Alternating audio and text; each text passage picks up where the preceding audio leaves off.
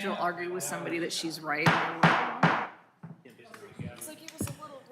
It's 7 p.m. on Monday, September 9th, 2024, and I'm going to call this City Council study session to order. I do want to thank everyone for joining us this evening, and as just a friendly reminder, we do not take public comment at study session. I also want to note for the record that Councilmember Whalen is absent this evening. And then for staff, we have Planning Manager Stallnecker, Director Madden, Interim Director Robeck, Chief Hernandez, and City Clerk Tricia Summers. And if Councilmember Hall would lead us in the flag salute.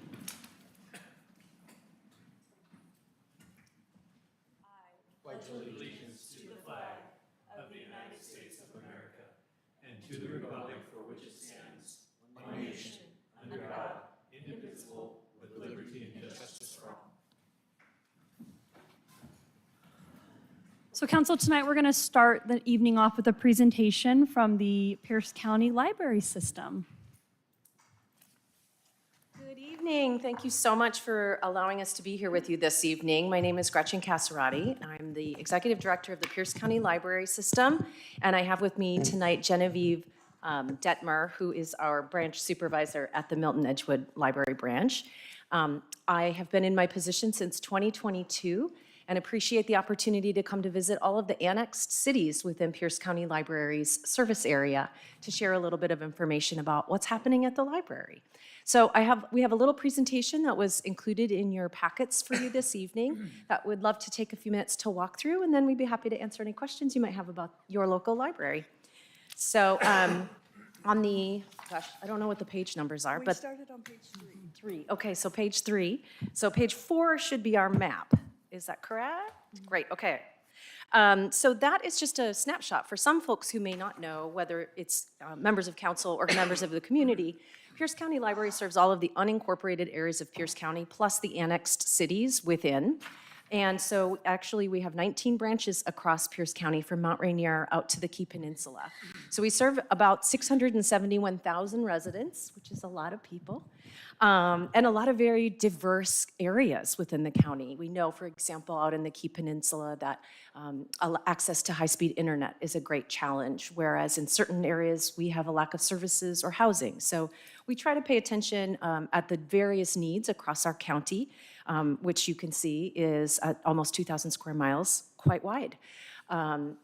Moving on to our next slide, or page 5.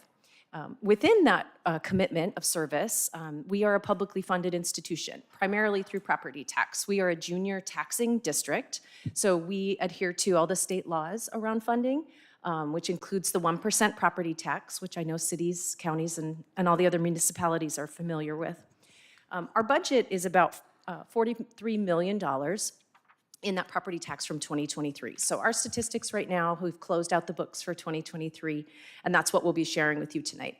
We do have our full annual report. I brought a couple print copies in case people still like print, and it's available online, as well as our 2024 budget. So we, like many, are looking at how to contain our costs for operating our 19 branches with the financial limitations that we are living within. But that just gives you a snapshot. The majority of our funding goes toward our staff who do all the work and make the magic happen. That's our salaries, our personnel, benefits, the whole package. And then we allocate about 10% of our budget, most libraries do, to collections. Of note in there is that right now, we spend about half of our collections budget on digital materials, and that tracks with about half of the usage of that as well, which I'll touch on in the statistics. Some of you might have heard some of the news and rumbling both in Washington and nationally around ebooks and digital content. We saw such a huge spike during the pandemic of people who discovered electronic books that you can just download for free with your library card, and that drove the usage up. But historically, it's a market that has not really settled with publishers. And so there's a lot of inconsistency, cost disparity, and challenges around that. So while if you buy an audiobook through Amazon or Audible or some other platform, might spend, the market price is $15.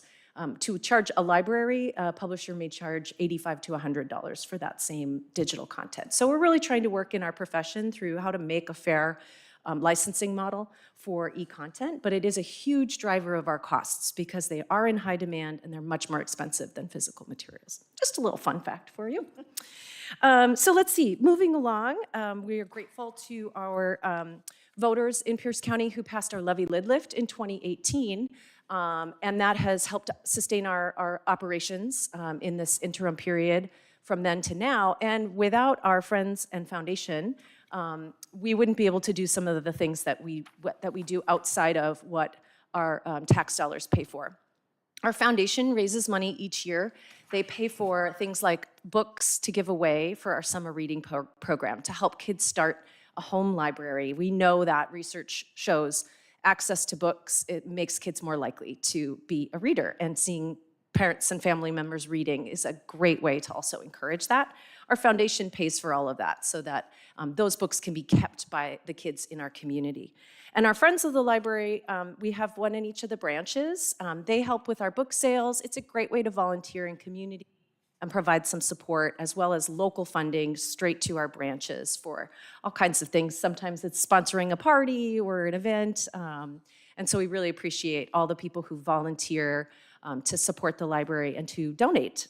Just a quick plug, on October 26th, we have our annual fundraiser, which is a trivia bee at the Foss Seaport Waterway, and it is so much fun.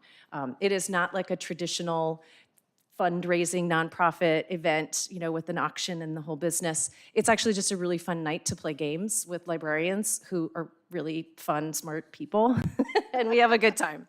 So I hope you can join us. Keep your eyes peeled for that information coming out. On our next slide, the Fast Facts 2023, we do report to the state each year. All public libraries report our statistical use to the state of Washington, to every state in America. And that includes our door counts, our circulation of materials, our personnel, all kinds of facts. So we've compiled just a few that we think are of interest to folks. We're still sort of returning to pre-pandemic levels in Pierce County. The usage of our libraries has changed. And 2023 was the first year we brought back our full slate of programming in the district. We saw, like many agencies, a great turnover in staffing. We had at least a third of our staff are new, that did not work for us, including myself, before the pandemic. So that's taken a lot for us to recalibrate, and we're really working hard to bring everybody onto the same page and get our feet under us with so much newness and so much change.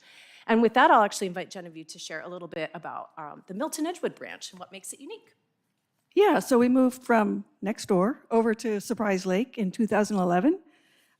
Last year we had 54,837 visitors. We have about 20,000 materials at Milton Edgewood, but as you know, you can place a hold on a book from anywhere in the system and we'll get it for you. Let's see, about 9,014 card holders. Last year we had 143 classes and events with almost 2,868 people. So we're really proud of those numbers, and we hope that they're even better this year. It's a busy branch, and our meeting rooms are also usually very booked in that branch as well. Our next slide, I'll zip through some of this. We're doing strategic planning. So for many years, we've used these three pillars, learning, enjoyment, and community, as anchors for our services. But with so much newness, with a new normal in this post-COVID world, so many changes in technology and advancements in recent years, we're undergoing a new strategic planning process right now. So if any of you filled out our survey, thank you. We had a statistically, what do they call it? Statistically relevant sample or something like that. I forget the term. And so that was really great feedback from the community across the county. And we're taking all that feedback, doing workshops with staff. And actually, our board meeting is this Wednesday afternoon, and we're going to have our first look at the draft, of a new strategic plan. So that's giving us a chance to look at our mission, our vision, our values, and really move forward with a broader vision for the goals that we want to achieve in our organization. So that's just to kind of let you know what's coming. We know that we value partnerships. We know that we value literacy. We're really excited to cast a new vision for the way that this library system will operate. I also included a little mention on 24 priorities. Of course, now we're like heading into the fall. But we've been doing a lot with facilities. So one of my challenges as the ED here is to reignite long-range capital planning. We have 19 branches, 14 of those were built with a bond in 1986. And so across the county, we're taking a hard look at our facilities. We've finished building condition assessments, and we're doing long-range capital planning this year, as well as Thursday, opening our interim Lakewood Library, where we had a building that had to close. So we've moved forward on a project there that will open up on Thursday. And your neighbor in Sumner, we're building a new library there, which if everything keeps track and schedule, 26, 27 is when we anticipate that would be open. Meanwhile, we'll be planning on the 2024 priorities. We expect to have that capital plan by the end of 2025. So we'll be reaching out to all of our friends and partners across the county and the cities to learn about what's happening with your comp plans, growth plans, housing, and try to get some good information to make sure our plans are also really sound for our branches and services. And what's happening in Milton coming up? Well, we're trying talk time for we have well, I'm sure you know, there's a large community of Russian, Ukrainian immigrants, so we're trying talk time as a place for them to practice conversational English, speed friending. You know, so many people are lonely. We hope that will give people a chance to connect. We've got Teen Monday. We keep trying to get those teens active and engaged, so this is the Monday. I'm sure they'll come. And our silly circuits, our youth programs are always well attended, so check those out. We're painting this week, and then, as I said, the silly circuits with Children's Museum out of Bellevue. So we're excited to do some programming with them, and our story times will start back up the end of September. I think we're at the end of our presentation. Oh, so I had a story to tell on Susan Johnson. I think a lot of you will be familiar with her. So she comes to our Milton Edgewood Book Club monthly, and a couple months ago we were doing house lessons, Renovating a Light by Erica Bauermeister. And so, you know, we got the book at the book club, and Susan went away, and she came back about a week later, and she's like, Genevieve, I do not like this book. I mean, I can't get into it. I'm like, well, it's okay, I'm sorry, but you know, it's a good discussion if some people like the book and some people don't, so I hope you'll still come. But she's like, well, okay, I'm just gonna give it another try. So she went away. A couple weeks later, we have the meeting, and she just almost bounces in. She's beaming, she's like, I love this book. It was the best thing I ever read, you know? And then I started to think about my house, and I decided we needed more light in the main room. And if I took out half this wall, we could do it. So I got a contractor, and he looked at it, and he says it's doable. So he's supposed to come on Friday, and we're gonna do this. And so you never know. Not only were we making connections, but we're also an economic driver. Look at that job. And I can confirm she did do the renovations. Yeah, she did show me the picture. Yeah. That's great. Yeah. Thank you so much for having us. We'd be happy to answer any questions that you all might have for us. Mayor Pro Tem? Thank you. So are they repurposing the old Tensor Library? Oh, I can answer that one. Yeah. So back in February, the board officially surplused the building, so the demolition of that building is underway. The Douglas Fir Slice, we worked with the city of Lakewood to rehome that, so that's actually located in Fort Silicon Park now. Oh. And then we also salvaged, saved, and preserved the artwork from that building. And so our interim library, we actually have some of those pieces that are already being installed. Okay. I think the stained glass piece came up, the metalwork from the outside, and some of the pieces from inside. Yeah, the last thing I read, that was quite a few months ago, said that they weren't sure yet, at least at that point, what they were going to do with the building. Yeah, the Community Advisory Committee recommended that we rebuild in that site. And so our process is to restore the site to build-ready status. There was a huge concrete basement, for example, so it'll take some time to restore that. And then right now, assuming we can find the money, the plan would be to rebuild on that property. Okay. one more question too. I always joke with myself that if books are late, I remember there used to be fees. And the fees are you down the road going to reinstitute, making people pay their late charges? That's a great question. Not at this time. So there has not historically been a body of research that supported that was effective. The body of research that is available came out of Colorado that showed it actually has disparate impacts on the people who need library services. And so what libraries have found for the last 5-10 years maybe now is that by reducing or eliminating fees, it actually reduces barriers to access for opportunities for people from an equity perspective. So right now, the costs to collect those fees, especially in the current inflation environment, is really not worth it. We care about getting the materials back. So if you don't return something, you are responsible for that. But not at this time. We are exploring other self-generated revenue that would not have disparate impacts on people. Some libraries, if you look at Milwaukee Public Library on Instagram, they're so funny. They do a lot with merchandising. There's some other things that we're looking at doing to increase that revenue. Okay. Thank you. Yeah, you're welcome. Councilmember Cedar? Thanks. Thanks for coming in and all the support you guys provide to our community. It's wonderful. A couple questions. I actually wanted to just clarify the physical versus digital disparity. I wasn't aware that it was such a big disparity. So when you say you're purchasing a digital version for, you use the hypothetical of $85, let's say, that's purchasing one license for usage over time. Is that recouped over time because the physical media would wear out eventually? Or is that just not negligible?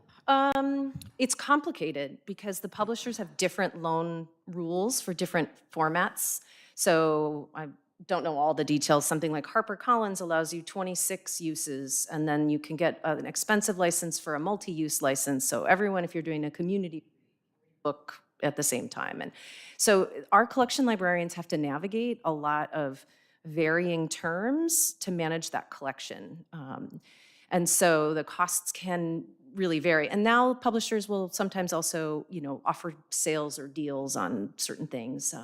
So it's just an unstable market at this time. And there are some efforts to manage it from like a consumer protection kind of lens, because when you buy an object, you have the right of first sale. So you own it, but a digital content is a license. You don't actually own it. So the first sale doesn't apply.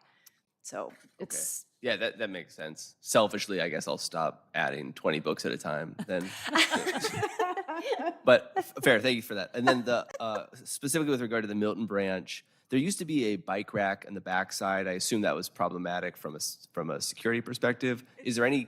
The bike rack is still there. I take that back. I recall it's still there.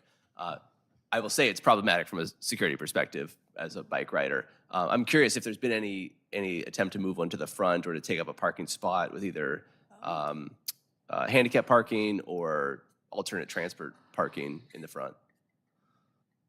I did not know it was a security problem, so thank you for bringing that up. I mean, and that's just, I think, speaking for a couple of people that ride e-bikes here, we are cognizant that bike theft is a problem in Got that it. parking lot. And so Yeah. leaving a bike out of sight can be, an e-bike especially, can be really It's a less concerning. visible spot back there. Yeah. So I guess maybe just raising that. for Great consideration. suggestion. Yeah. We'll follow up with that because that is a great, we don't own the property, obviously, we're tenants, but, we can certainly approach the property owners and throw out some ideas. Cool. And then the last thing I wanted to say is I really appreciate the position on fees and the nuance to that. Please continue to send the overdue notice, though, because it's the only way I can get my kids to find the books. So that's Same. appreciated. I've paid for a lot of lost books. Indeed. So thank you again. Thanks. Thank you all. Please reach out if, We have one more question. Councilmember Schrader, or comment?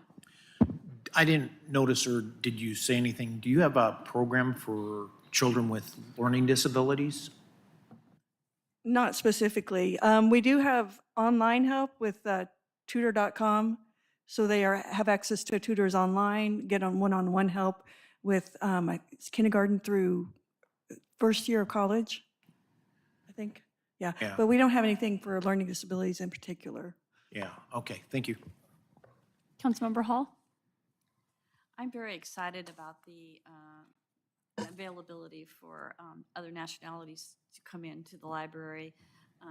I walk a lot, and I've made friends with Ukrainian, Russian, and they are very lonesome. And I've been using Google Translator. And they now when they see me, they just hug me. We can't talk a lot, but they know that somebody cares about them, and it's very isolating for them. So I was just going to bring it up to council. Maybe there's something we can do, and you are here. Yeah, send them to Talk Time, send them to Speed Friending.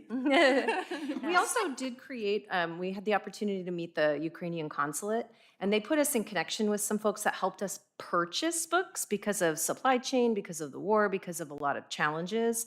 There is a difference between Ukrainian and Russian. And so we actually do, at the Pierce County Libraries, Milton is one of UP, them. Milton, Fife. and then Fife Yeah. are the three branches that have those specialty connections. So please encourage them to come by. I would like, if we could get some cards made up maybe, or some flyers in the languages, so we could pass them out, because there's so many in our neighborhood right now. And there's more coming. So Yes. it's just so exciting to see that happen. And by the way, when I was a child, our library was in the planning department. That was the whole library. And I would come here twice a week in the summer and check out books in that little tiny libraries. So I was happy that we could steal, we have a Ukrainian speaker at the UP branch, so we borrowed her for Milton Days, and we also had her at the Mountain View Community Center for the food bank a couple Saturdays ago. Yeah. Thank you. Yeah. Thank you for doing that. Any other questions or comments from council? All right, thank you for your time this evening. Thank you so much. So council, the next item on our agenda tonight is on page 13 of your packet. It is a comprehensive plan update, and I will turn the floor over to our planning manager. Thank you, Mayor and Council. So this is just to sort of, again, keep the Growth Management Act comp plan update in everyone's mind, and just kind of a check-in to see if you've had an opportunity to make comments online.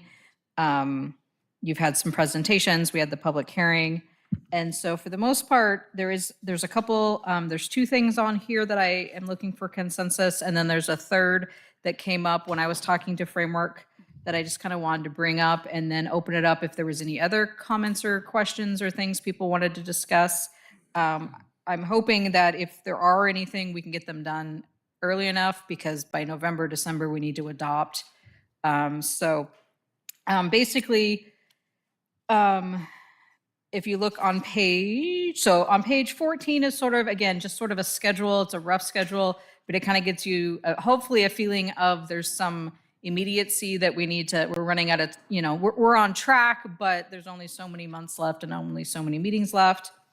And so as to the actual proposed land use map, there was two issues that kind of got brought up after the Planning Commission's recommendation that we kind of wanted to bring to council for consensus, if this is okay for us to make these changes prior to the final adoption. So if you look on page 15 is the first one.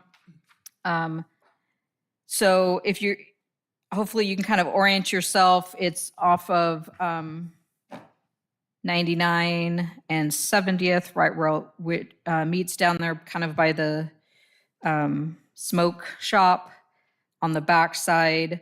It's currently zoned and designated multifamily. When we were doing, working with Framework, it got switched to more residential low density. There is some apartments there. It was one of those issues that sort of got brought up at the last minute at the Planning Commission once we've already had made the recommendation. So basically the question is, should it stay multifamily? I think staff's recommendation is probably to have the consent, if council agrees, to make it multifamily versus the lower density, just because, one, there is apartments there, two, we do need housing, and it's a place that's already been set aside for that. So, so basically, again, the question is there consensus to make that multifamily and not low density? And then the second one is realize that if you look on page 16, the little triangle up by the interurban trail in the northeast corner, that property is city-owned, and it was part of a grant that is supposed to tie it into the interurban trail of some sort, whether it's parking facilities or some other facilities. So it seems like it makes sense to change that to open space instead of, I believe, again, low density. So if there is consensus on, if there's an interest in making a consensus vote on that, that would be very appreciative. And then the last thing is, one of the things that I realized, again, this is coming just from me as staff. Part of our charge with this comp plan and part of the stuff that some of staff has talked about is a desire to have a better relationship with the Puyallup tribe. Since, part of the city is within the tribal, there are parcels that are controlled by the tribe, that it would be beneficial to us. Fife has a really good relationship, and I know they support each other when getting grants, when dealing with Sound Transit. So there's been some discussion of that. So as I was looking through the comp plan again, I realized that we don't have what's called a land acknowledgement statement. A lot of the communities in the area have done it sort of acknowledges the historical history of the land that we are all on. So my recommendation was just simply to maybe add a land use policy that says that we would adopt a land acknowledgement statement to recognize the historical presence of the Puyallup people and voice the city's desire to work together, and leave it as a policy, which means then it could come back to council at a later date to really develop what is it that we want to say and stuff versus pushing it, all of that, and actually coming up with an acknowledgement right now. So those are the three things that I have that I would love to have some consensus on, one way or the other, and then open it up if there's any other discussions or questions or issues. So, Councilmember White? I'd be interested in some clarification because my recollection of the last time we were talking about the comprehensive plan when, I'm sorry, what was the name of the framework. trademark was here? Low density is now considered 16 units per acre, correct?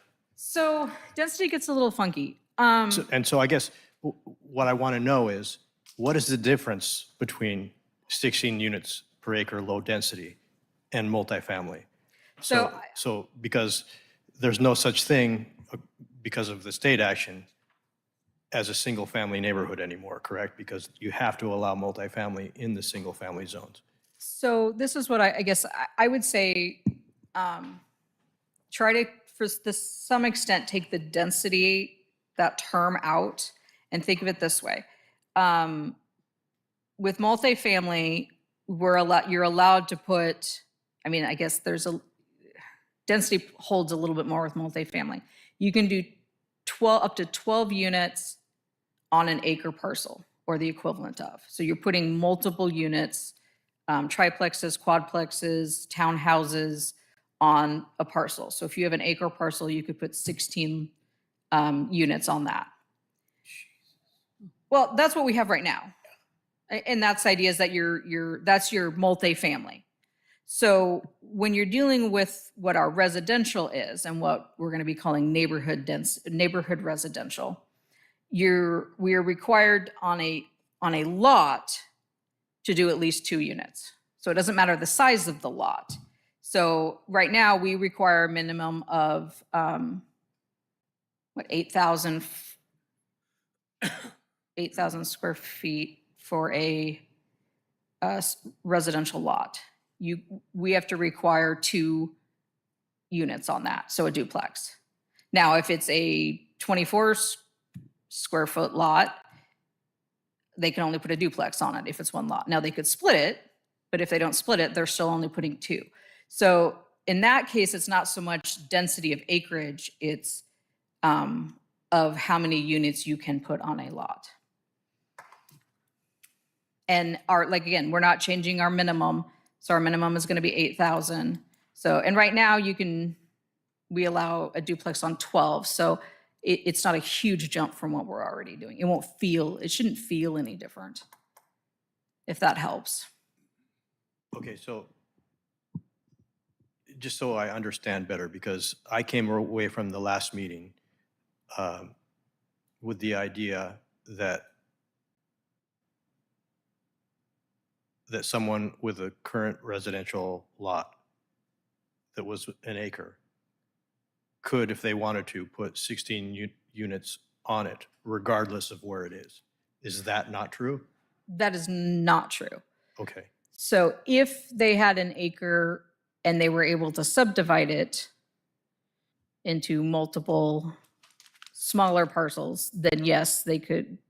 Again, the likelihood by the time you start adding driveways and everything. So if they kept it as an acre, even if they kept it as an acre, they're only allowed 2 or 2 in an ADU or something.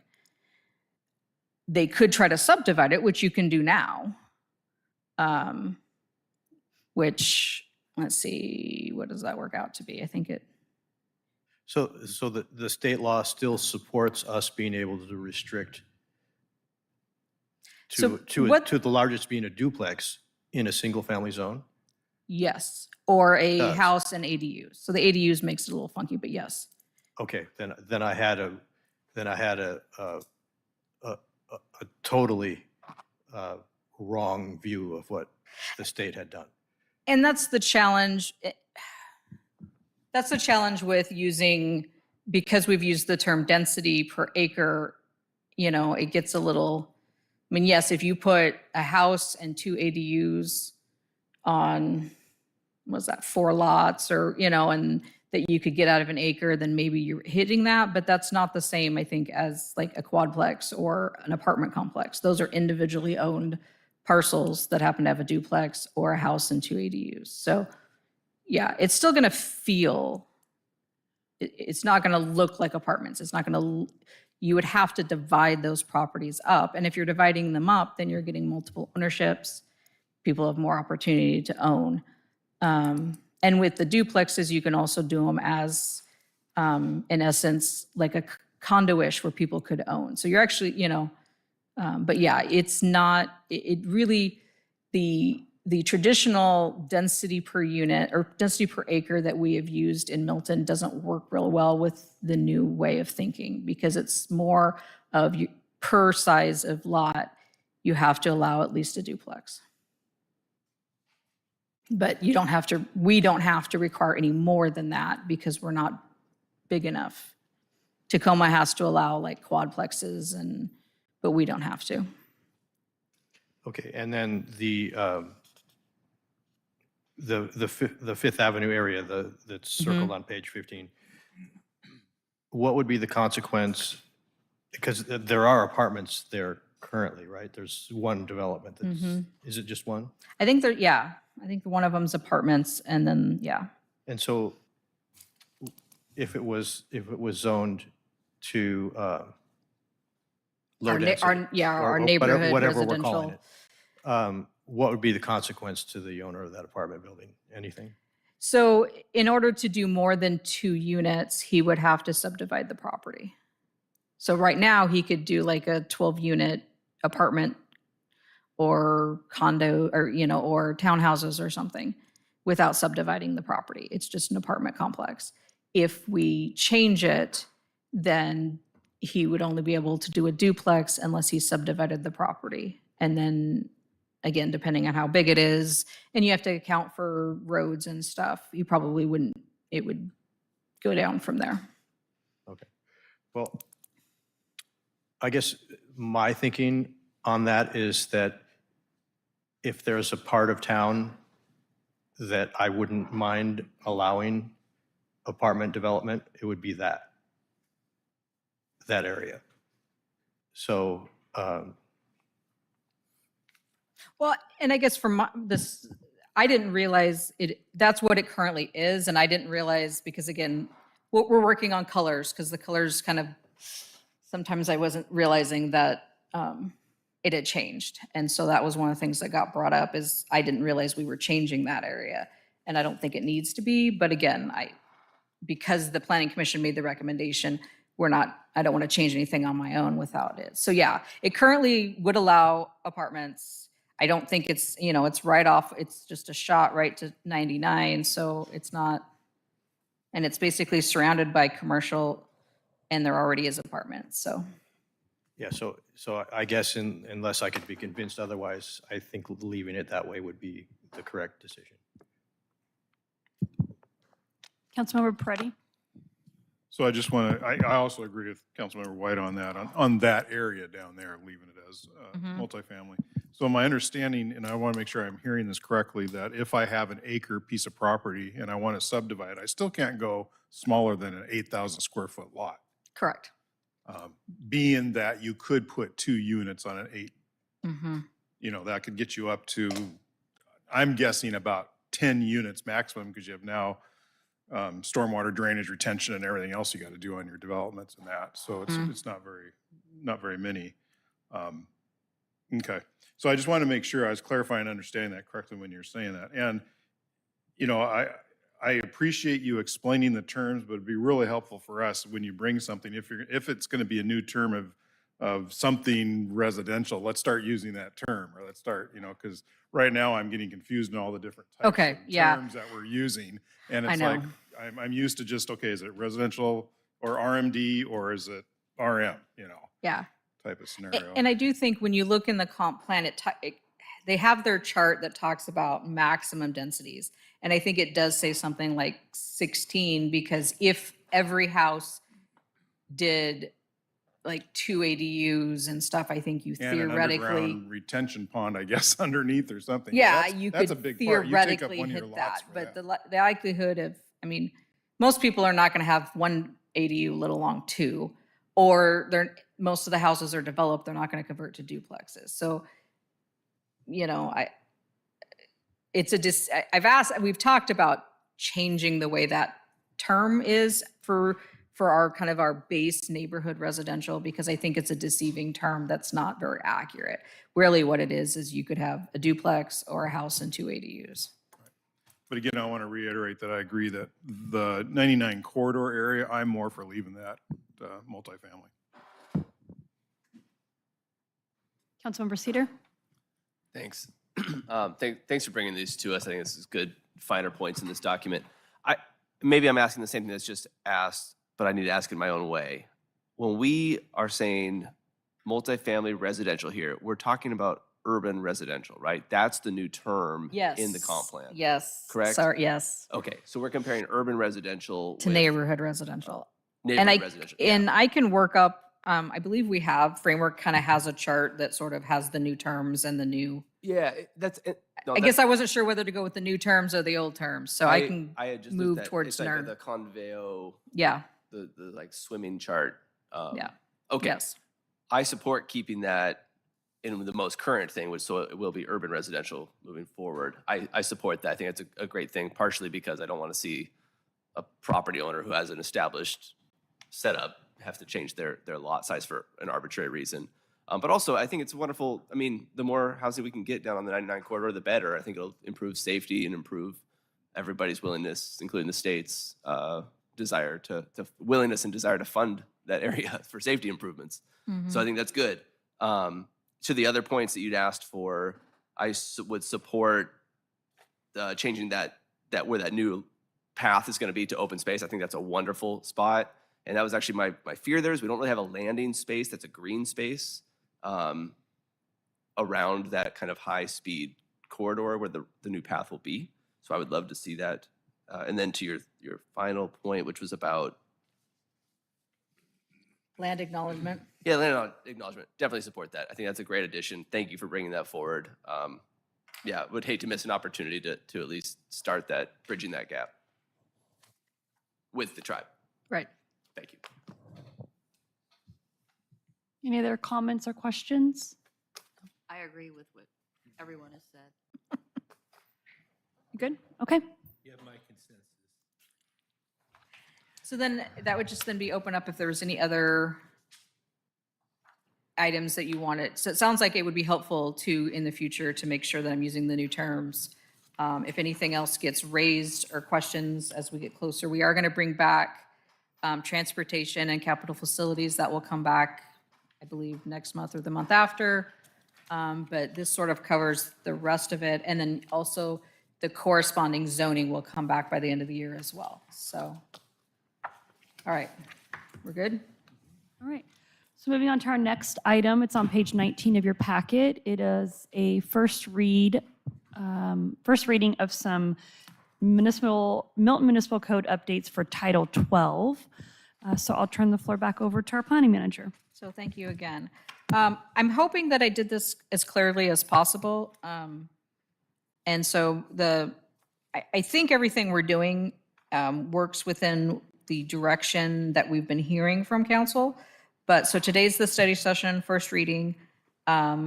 If it feels pretty good after this, the hope was to bring it to the next meeting for adoption, because this is not land use stuff. I just like code, and so we've been working through Title 12, and so I sort of challenged myself to kind of finish it off a little bit. I will say that the issues that I'm bringing tonight, I did send to the attorneys. He has some changes. The majority of his changes are more just, I was trying to take away some of the legalese that gets people hung up, and I went a little too far. So he's sort of bringing me back in a few areas, but it doesn't change, I don't think, the heart of anything. So when you get the next set, it will be worded a little different, but it shouldn't change the heart of what I was trying to do or what I believe. Again, if anything, you guys direct us tonight. So the first part is just my little chart here on page 19 is to just identify that this is so basically Title 12 is an interesting section. It deals with street construction, who's responsible for sidewalks, how we deal with public places. So it sort of is a little bit of a miscellaneous.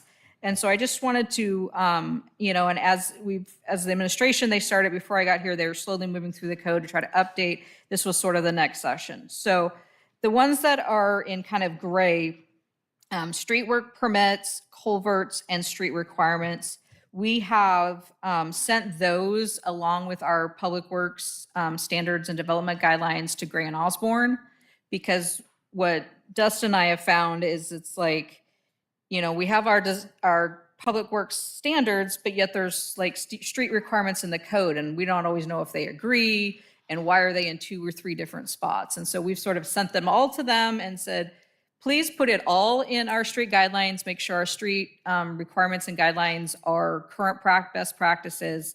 And so and then what we'll probably end up doing is just in those sections saying, go look at the public works guidelines and standards, and we will bring all that back to council at a later date for approval.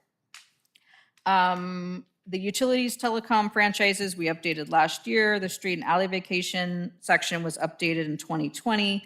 When we looked at city ball fields, we didn't feel like, and the Adopt a Street, we didn't feel that there was any strong things that needed to be changed or updated. And then at this point, we haven't done the activity center and community center because obviously the community center is in flux.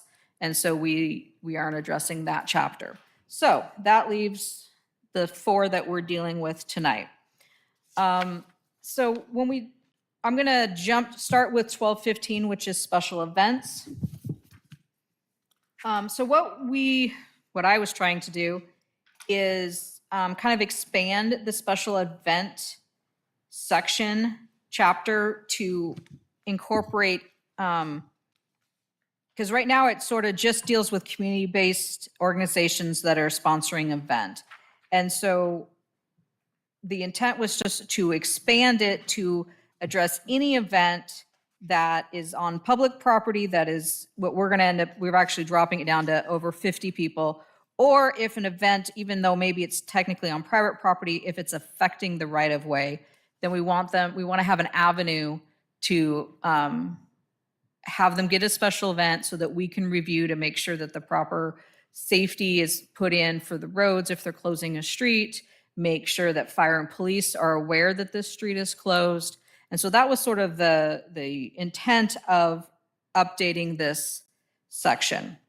So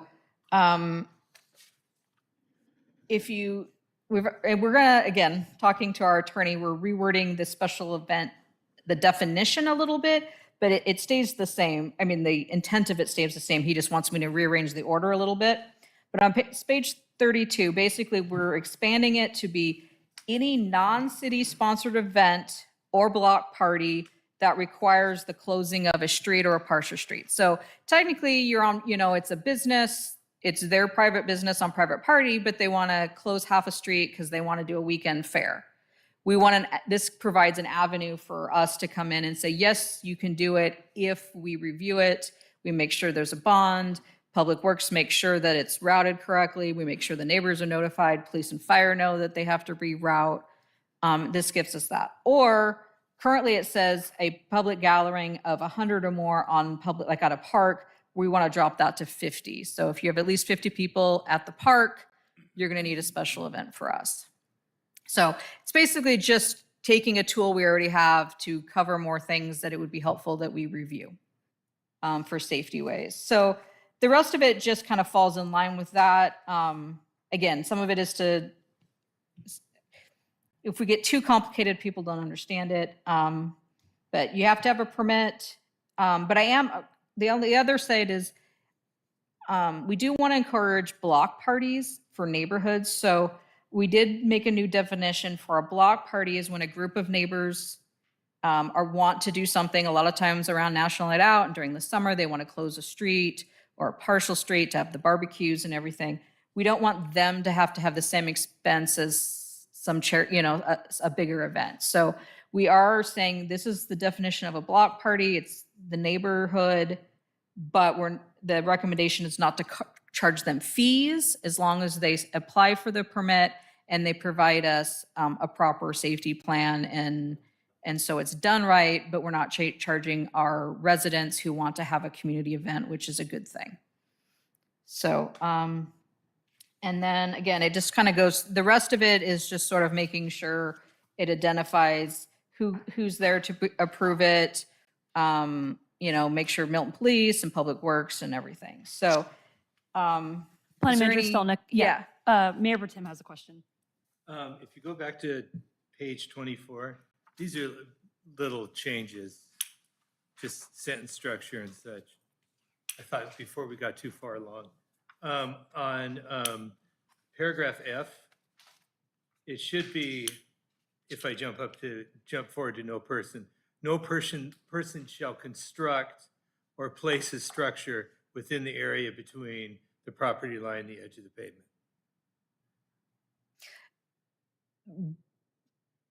I'm happy to. Actually, is that what you mean? We're not on that section yet? I So skipped do you want me ahead. to- Okay. No, that's okay. I can wait. Hold on to that thought. I will. Okay. Yeah. Is there anything left for 12 I point? apologize. No. And I kind of jumped a little, depending on how the order is to go, but is there anything about 12:15 special events? Any questions, thoughts? Again, there's a little bit of the wording will change as he clarifies my stuff, but. I'm curious about the number 50 people. What do you see as an issue with people having more or having to have a permit for 50 people versus 100? So part of our thinking was just when you get a large enough gathering, there's a greater likelihood of garbage taking up space. So this makes a way for us. Again, it was 100. The feeling was, and I don't know if the mayor wants to jump in too, that we just felt like even a group of 50 could have, it could impact the park. And we want to make sure that if they're bringing a group, that it is a good day for it. Don't have anything else going on.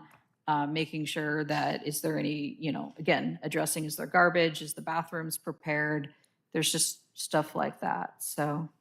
Well, my thought is, okay, a little league team or a soccer team on a park. You could easily possibly get up to 50 with that, right? So we have agreements with our local Little League and soccer teams, so they would be exempt from this. But if like, let's say, a team from Bellevue that had 50 wanted to have a game here, and also, I mean, that's a prime example of why we'd want to know, so we could say, hey, actually, that's not going to work because we have Little League on Saturday or Sunday, you know. Plus, we do have a local church that does a special event in the summers, and they're usually under 100, but they still continue to do it at about a 35 to 50 range. And when you drive by, that number seems appropriate to want to know that something is going on. Yeah, that's where we got that number from. Yeah, numbers were never magical, but it's our kind of our best feel of what seemed to be reasonable. Because 100's a lot. I mean, 100's a lot. It can be. Yeah. So, Well, 50 can be. I mean, 50 can too. So that's why we just, and we weren't here when 100 was established. We don't really know why that number was even chosen.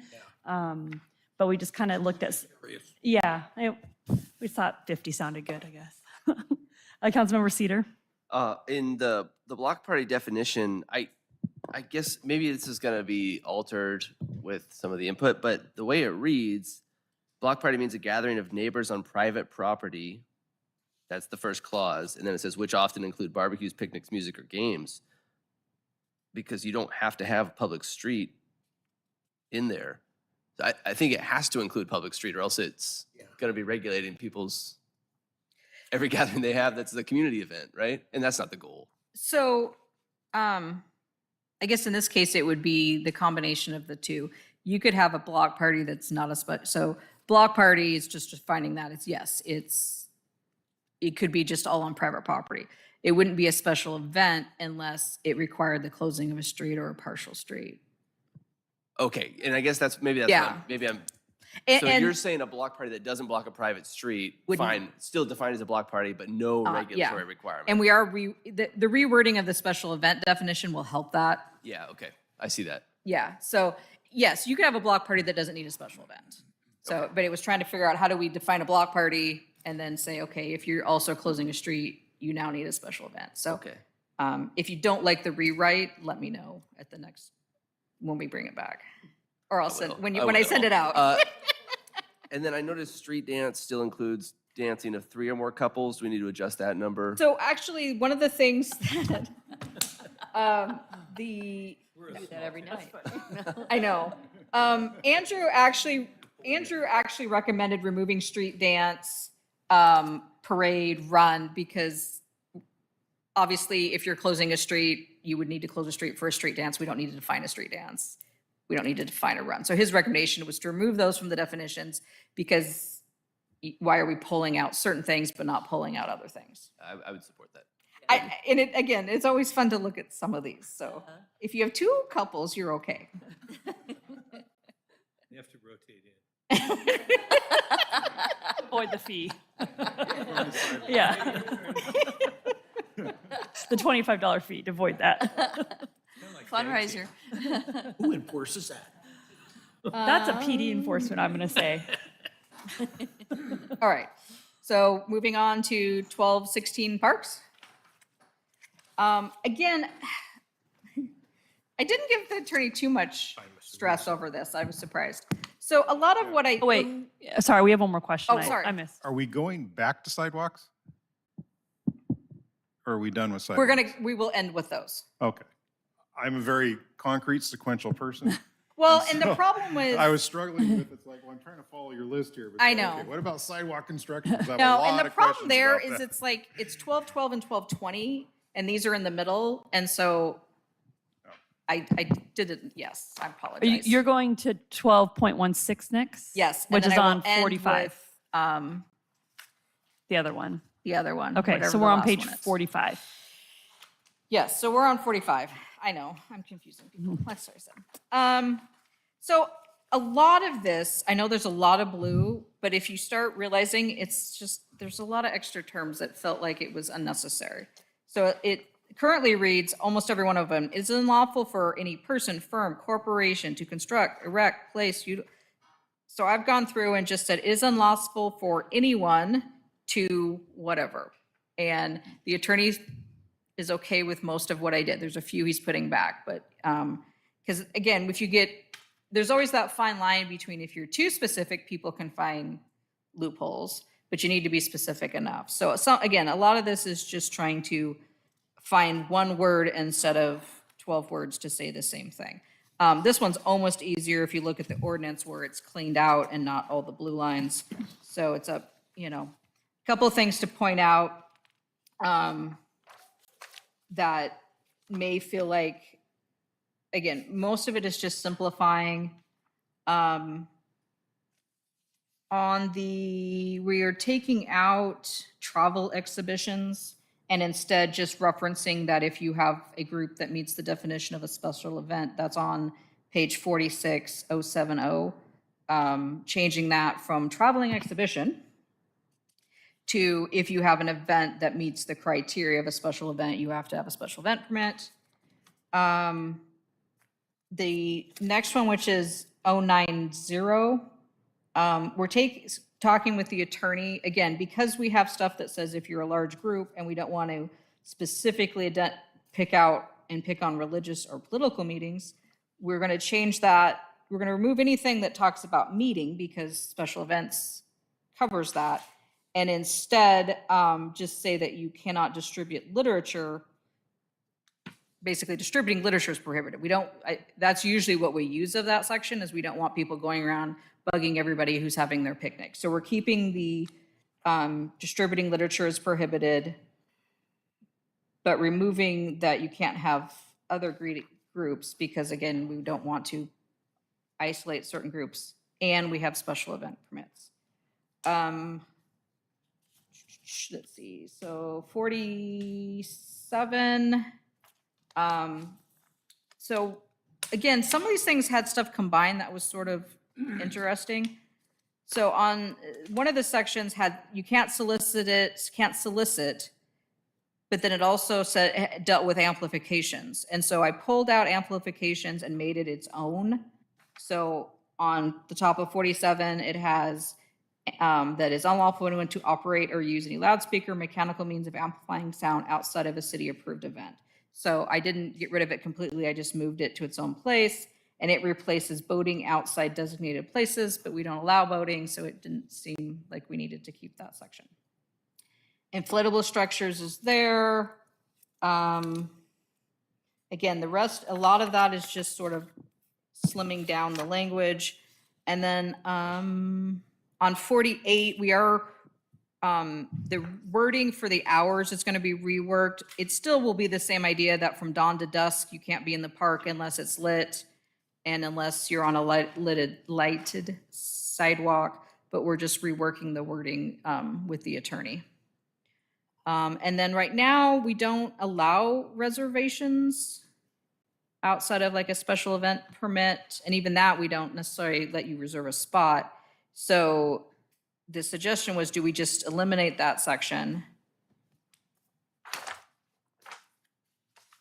So that's sort of those are the highlights in the park section. Councilman Peretti had his hand on. 12.16.110, riding vehicles outside of drives prohibited.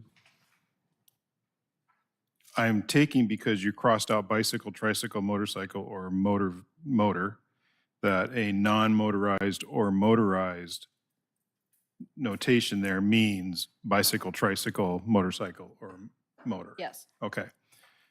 In any city park, except along or upon designated drives or paths. Mm-hmm. So when we have the Reptile Man at Central Triangle Park, excuse me, I'm old school, Community Park, and the kids all ride their bikes down into the field there to watch the Reptile Man, they need to be parking their bikes on the street?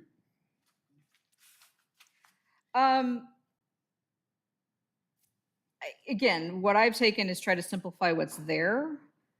Again, most of the time this is used if we need to enforce it. I don't think anyone's going to enforce if kids are riding their bike down to an event, but it does give the police department or other members of the city the right to say if somebody's driving all over the city park that they can't do it. Unless you want to take out the part on bikes. I will note that we did have multiple complaints about the bikes being ridden around the Reptile Man. Well, I no, know. this year was petting zoo, Yeah, petting zoo but over we there. did have multiple complaints during the But event. when we drive by and we see people using the playground, I'm seeing Yeah. bikes sitting there next to the playground or behind, and it's like, Yeah. I mean, you put something in there and then somebody can come back and say, hey, look, you got an ordinance, you better get those kids and their bikes out of here. Again, I just- designated drives and paths would be what's in the park. So you could be on the, again, that's a question if you want to go beyond. What I just did was try to, again, simplify the language. But if we feel like that's too harsh, that would be something council could think about. We designate the trail though for bikes, right? So Mhm. how do we do that? Well, I guess that's why upon designated drives and I could do parks, I could put back the word parks, drives and paths if that would help. Yeah. But yeah, the idea is that they could be on the paths but it gives us the authority if they're got an e-bike across the grass, we can tell them to stop. Or like they ride their bikes at the skate park, right? So you're saying if we just add the word parks back in, That would help. If your feeling was I was saying they can't be in there at all, that wasn't the intent.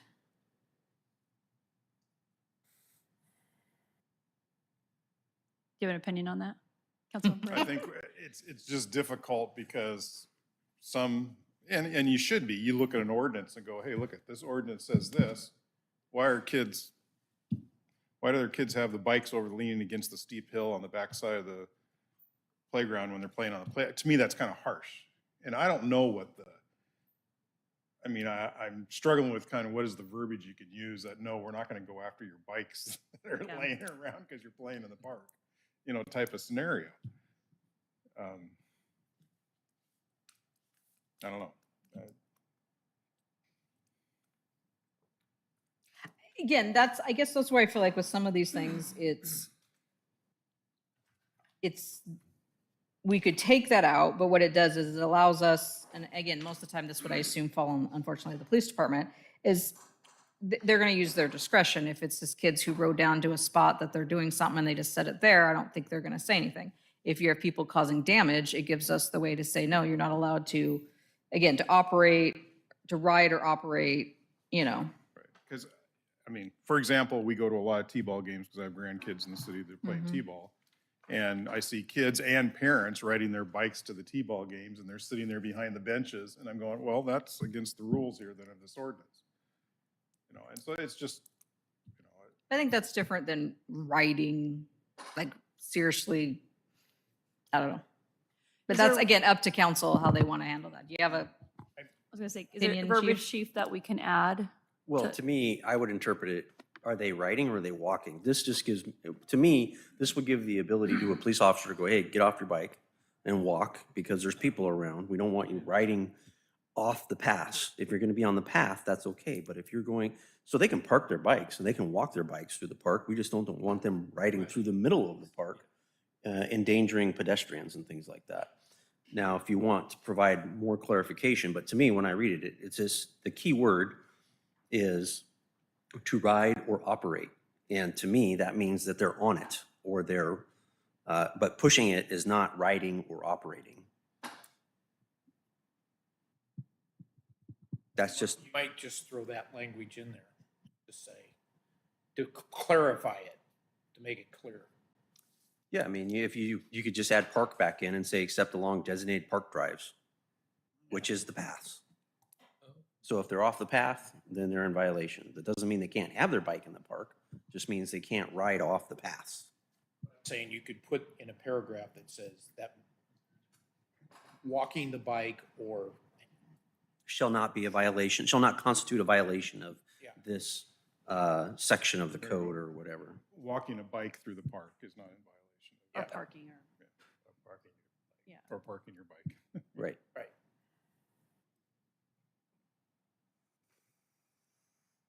So that's easy to fix. Council Administrator, do you still have another, you're good?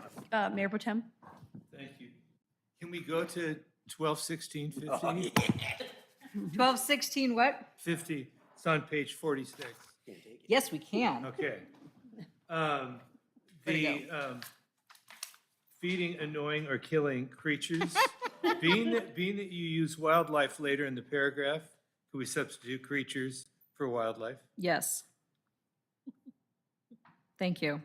I just read that and there's got to be mean- a better word. Oh, look, there is one. Unless there's monsters or something that I'm not aware of. And then going to the next page, to 1216-100. You had brought up the loudspeaker part. Take it, so anyone to operate or use any loudspeaker or mechanical means to amplify sound outside of a city-approved event. And another easy fix. That's all I have there. That's it? Councilmember Cedar? There.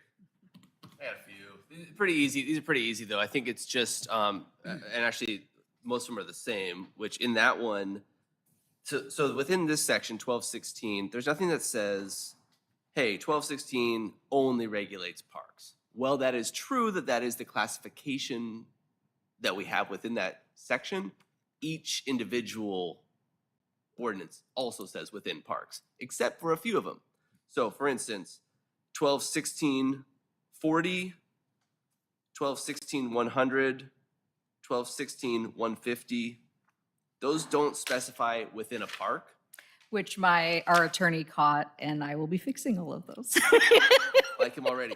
And then the other one that I have an issue with, actually, before I move on, interestingly, because it doesn't say within a park, I think fireworks have always been illegal in Milton based on 1216-40. I just didn't close read that before. But that says you can't discharge fireworks anywhere. So doesn't say it there, but it means in a park. Anyway. Yeah, it is interesting because it's in the park section, but a lot of them don't specifically say park. And the so- problem is that because some of them do, then the leaving it out of the others is problematic. Okay. So in 1216-170, it says outside of a special event, I'm reading the black text. Outside of a special event permit, parks are not available for reservation and are first come, first served. I would suggest dropping everything after the word reservation.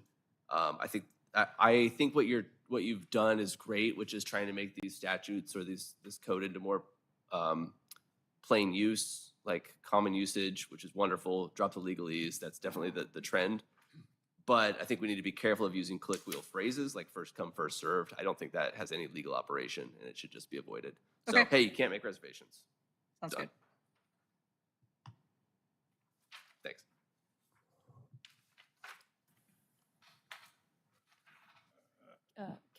Let me have Councilmember Schrader go, and then you can go. Back to the reservation, why would you limit yourself from ever being able to do reservations? Or is it just too complicated to do? No, and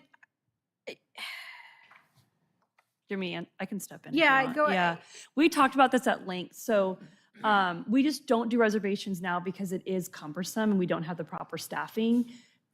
My hope is that we do in the future, but we really don't have a lot of spaces to rent. Like the only ones we really get right now request for is the gazebo, right? I think we've gotten one ball field request since I've been in office.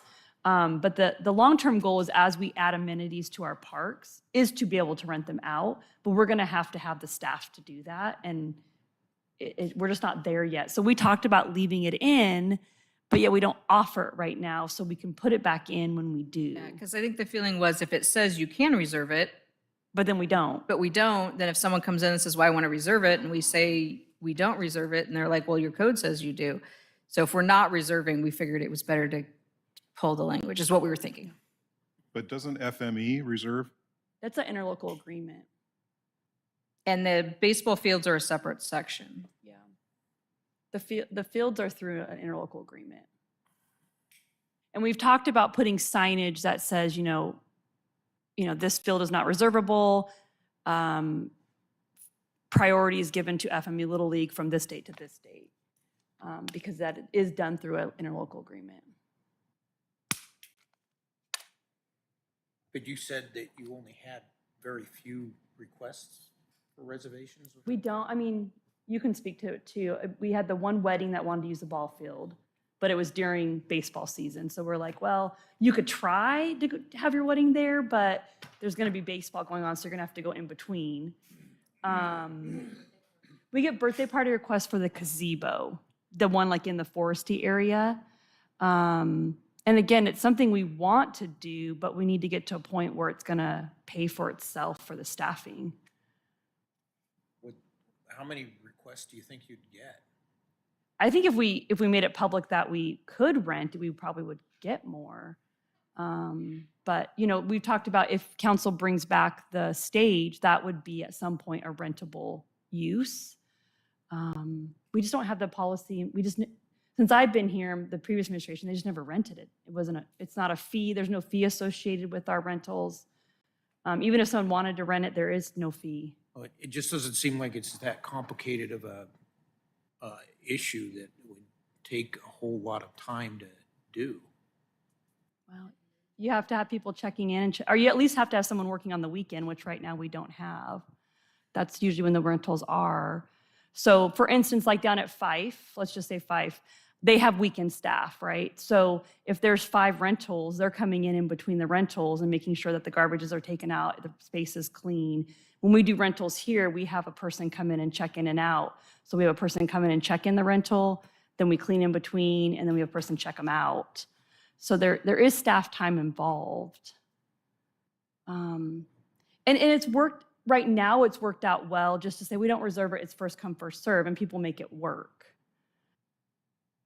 But if you have a special event, you get a special event permit. Our form says it's not reserved, you're just notifying. I mean, obviously if we got the special event where it was like, we're gonna close down roads, there's a big parade, but like for instance, with Faith Family, they have this special permit. This is where we get kind of confused with the special permit, because they have this special permit that they get letting us know what's going on, and but we don't have to accommodate that group with anything.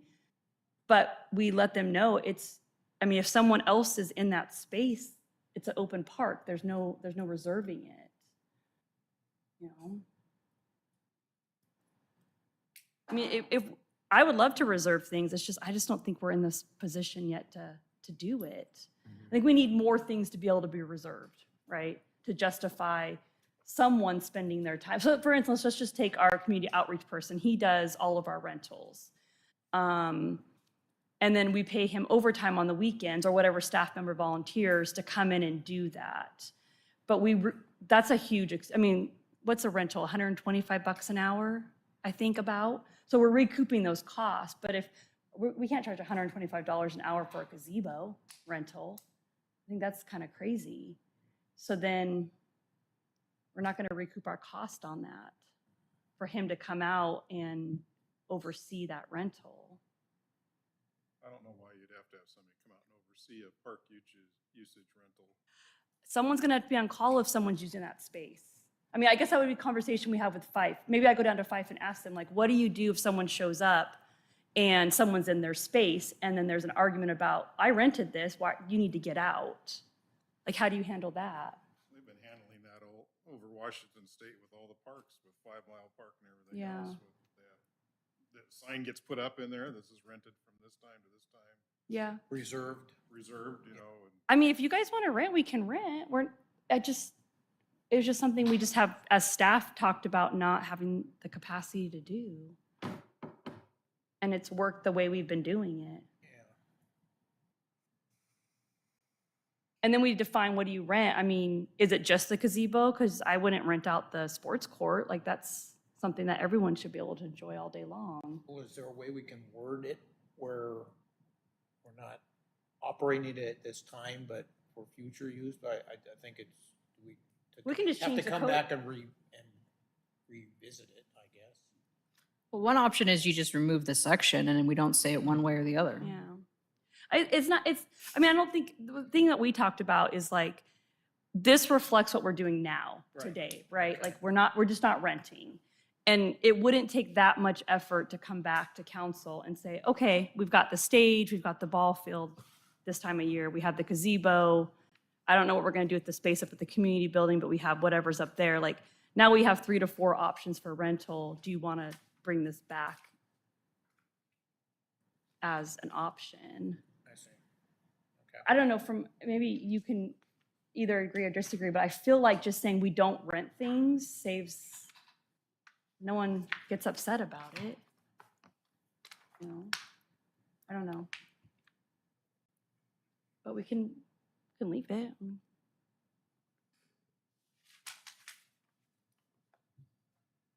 Or I can have some conversations with other jurisdictions. I don't know. What do you guys want to do? Conflicted between FME is renting or they have it reserved. Right. And not another ball team or anything. If they came in and were having a practice, oh, it's first, and then, no, we have this reserved. I mean, interlocal agreement or not, that's just a Yeah. form of your agreement. Yeah. But, So I will say that the ball fields do have a separate chapter. Yeah. And I don't know if I don't think it says one, and again, maybe the option is we just remove that section and we don't reference reservations one way or the other. Because our feeling was, if it says we reserve and we're not, then we're sort of in a catch-22 if someone comes in and says it. So our thinking was, well, we match what we're doing. The other option is we just remove that chapter for now, and it doesn't, and then that leaves it up to the discretion of council and administration. If we want to start up reservations, we can. It doesn't say, I mean, that's an option one way or the other. And then we'd have to establish a fee as well if we're going to start reservations and update the fee schedule. I don't know. I mean, I don't know. I feel like if we do start doing reservations, I think the gazebo will probably get booked up. And then Yeah. and then we have to then really educate people on that, because most people know it's first come, first served. So chapter 1218, which we didn't bring for any changes, says any civic or nonprofit organization may reserve designated ball fields provided the following conditions are met. So the ball fields are addressed in a separate chapter and does say that they could be reserved if they're civic or nonprofit, which FME falls under, which is how we do that. But that's separate from the parks chapter that we're doing here. so we can reserve ball fields. For a nonprofit, or was it say nonprofit? Civic or nonprofit. Yeah, so like the wedding that called obviously wouldn't have qualified under that chapter.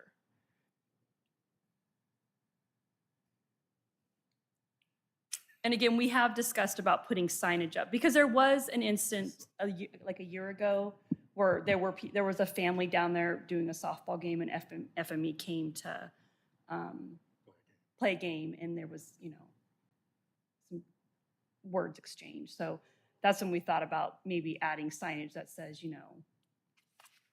FME Little League, in partnership with FME Little League, these fields are reserved on, July, whatever the dates are, for this group. And we did actually, I think it was last year, we had another Little League reach out wanting to know what the fees were, but they weren't FME. They served a different community.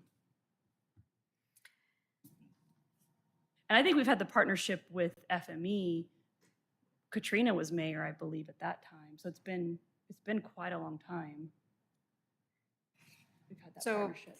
feels like either leave it as is or remove it completely. I almost feel like maybe removing it completely might be the best option right now. It gives us the most flexibility. I'll bring it back with it, removing it completely, and if council decides when we bring it back, they want to do something differently, does that sound fair? Here's a question. So if we took it out of parks, right? Because it's to me, baseball fields is part of parks, but they're separated, right? They're different categories. But if we took it out and we decided to do it, let's just say next year, would it need to go in code, or could that just be a fee established on the fee schedule? I think it could just be, I don't think it needs to be in code. I think that could just be a fee. If council approves a fee to reserve the Gazebo. the gazebo, I don't see why it needs to be in code. So it might make sense just to remove it, which gives everyone the most flexibility. Yeah.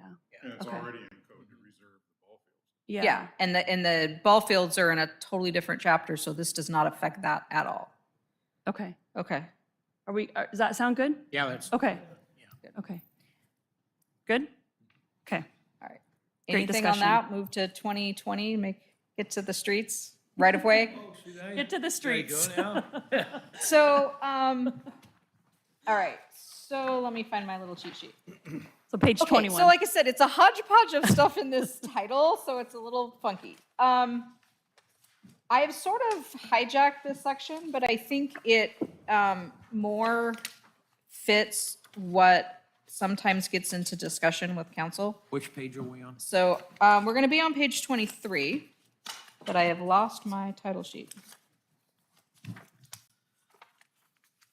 Yes, that one. Can I borrow that one? Thank you.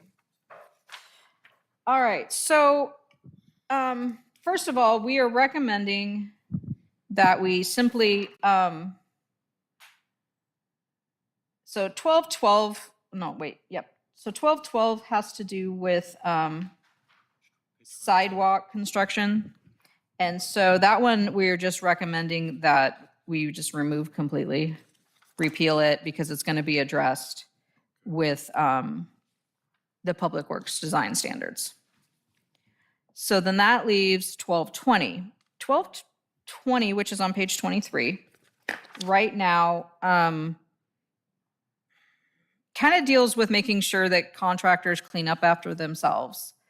And then when it got to encroachments or debris, it was a really complicated, like if a property owner's trees and bushes were hanging over into the sidewalk, it said that we had to come to council to get permission to remove it. And that's, I don't think, that's time that I don't think any of us need. And my guess is it was probably, designed back when we were a much, much smaller city. So what I have suggested is that we basically will be use and maintenance of right-of-way. The attorney would like me to put that, clarify. And then there's always discussion, I know the last couple of years, about whose responsibility it is to shovel snow, to make sure that there's dirt. What if there's trees and branches? And so basically this is what I'm kind of expanding this I'm suggesting we expand this chapter to. So the first section's the same. If a contractor's working and they make a mess, they need to clean it up.